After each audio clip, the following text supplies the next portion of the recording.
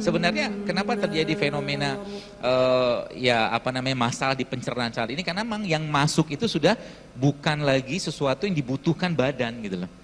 Lebih banyak karena rasa ya. Akhirnya apa?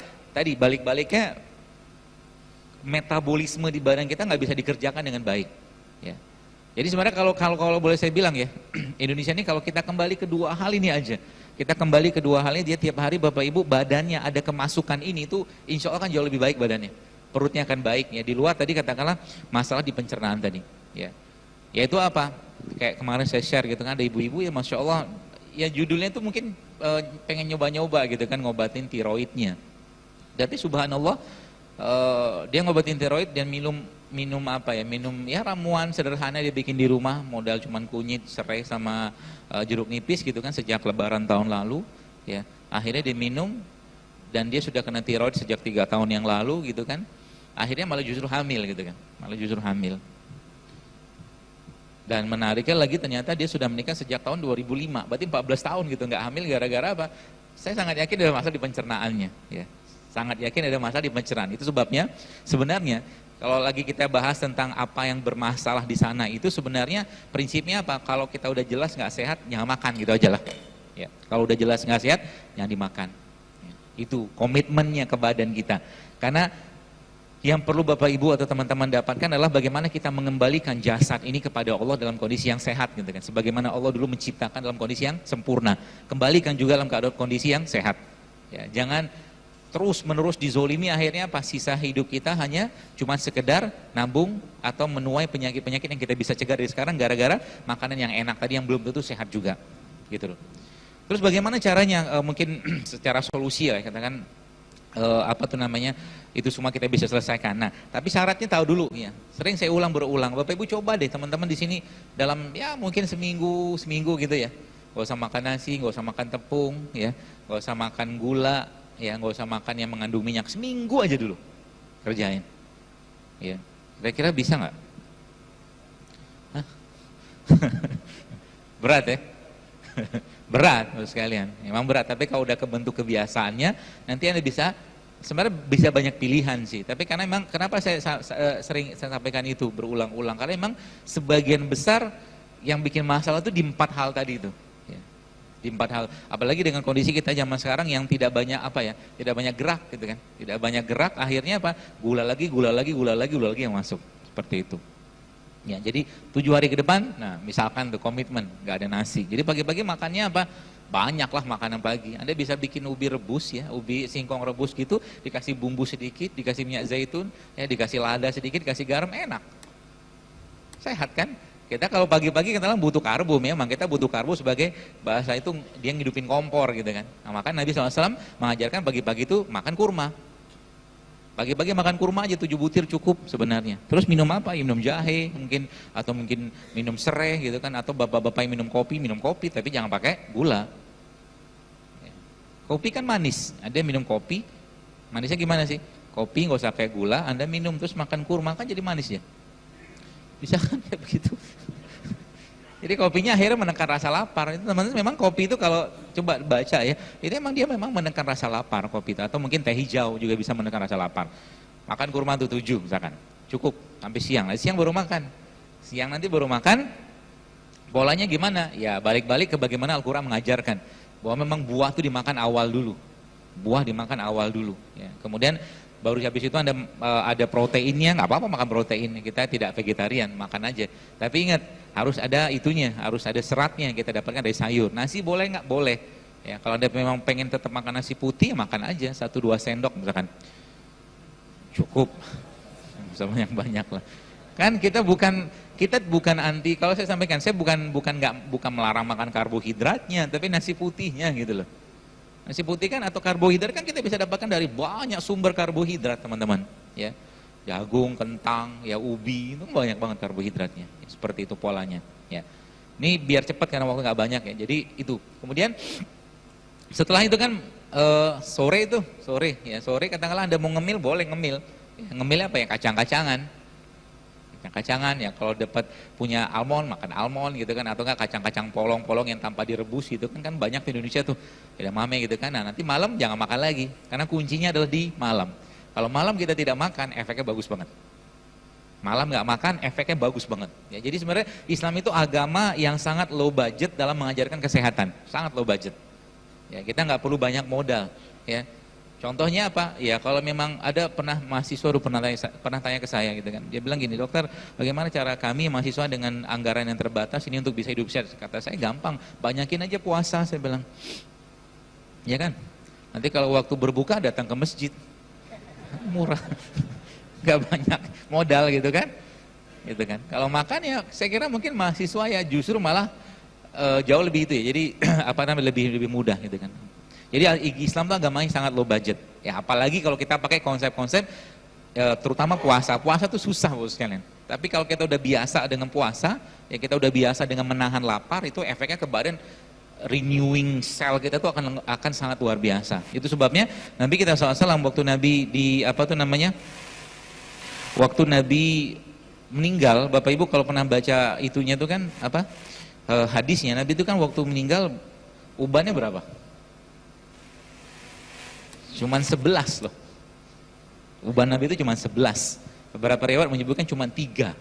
Ya. Jadi kalau kita bahas uban saja, uban itu kan tanda penuaan. Ya. Semua yang kita makan, ya, pilihannya cuma 2. Kalau enggak dia jadi bikin sehat, kalau enggak dia bikin penyakit. Kalau bikin penyakit bahasa katakanlah medisnya, bahasa ilmiah itu dia menghilangkan elektron. Ya, jadi menghilangkan elektron apa? Dia akhirnya membuat tubuh semakin penuh dengan radikal bebas. Radikal bebas oksidasi ya sudah pasti penuaan. Itu sebabnya zaman sekarang karena yang dilihat, didengar, dirasakan nggak sehat, ya termasuk yang kita lihat akhirnya apa? Bukti salah satu generasi ini bermasalah ya.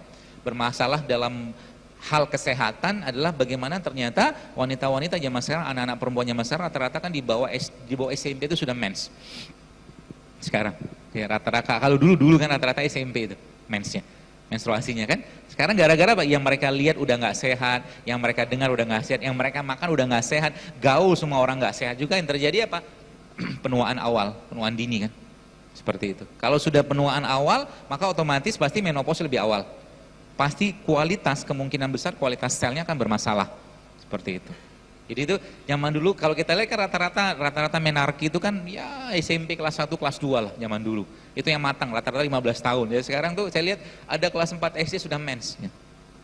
Kelas 4 SD yang gimana nggak mens otomatis kan makanan yang nggak sehat yang membuat perut kita bermasalah terus kan apa yang terjadi lama-lama ngasih sinyal juga ke otak yang nggak sehat. Jadi makanan nggak sehat akan memunculkan sinyal untuk menonton yang nggak sehat juga. Jadi korelasi begitu tuh. Makanan nggak sehat, tontonan nggak sehat, gaul sama yang nggak sehat juga, seperti itu. Ya. Jadi kalau ada orang ya, kita kalau mau punya identitas kesehatan itu ya kita harus tunjukin ke orang. Jadi orang tuh sungkan ngajak kita makan nggak sehat, harus begitu sih. Ya. Pernah satu hari itu ada 3 orang ini orang pertama, orang dua, orang tiga. Subhanallah, ada orang yang bawa minuman.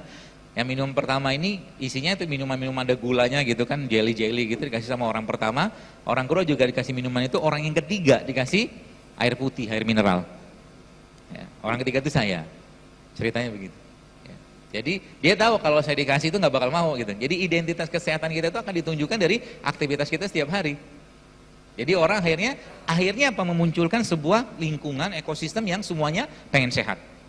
Gitu loh. Lama-lama apa? Ibadah pasti kuat, pasti baik. Karena emang ibadah sekalian, ya sering saya sampaikan bahwa salah satu penyebab lemahnya iman adalah terlalu banyak makan.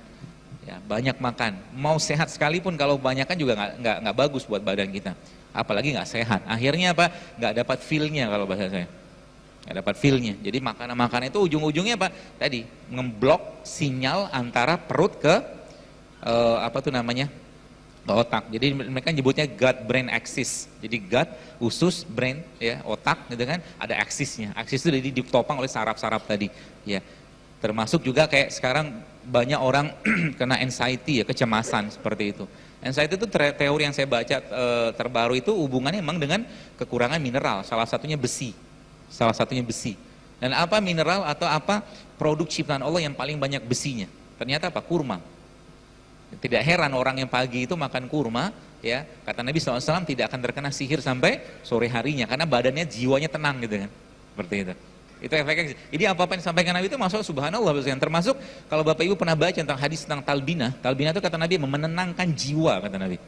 Talbina itu kan tepung gandum utuh. Itu Nabi mengatakan makan talbina itu menenangkan jiwa, menenangkan hati, kata Nabi SAW. Karena penuh dengan serat, ya, makanan-makanan serat, ya, yang rendah indeks glikemiknya, tubuh itu nggak panik. Jadi semua yang makanan yang sifatnya indeks glikemik yang membuat tubuh itu kebanjiran gula dalam waktu yang cepat, itu bikin panik badan.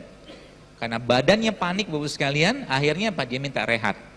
Itu sebabnya banyak orang zaman sekarang habis makan kan ngantuk. Kita mungkin dengar ada good food is good mood gitu kan, bahwa makanan yang bagus itu memang memberikan mood yang baik ke badan.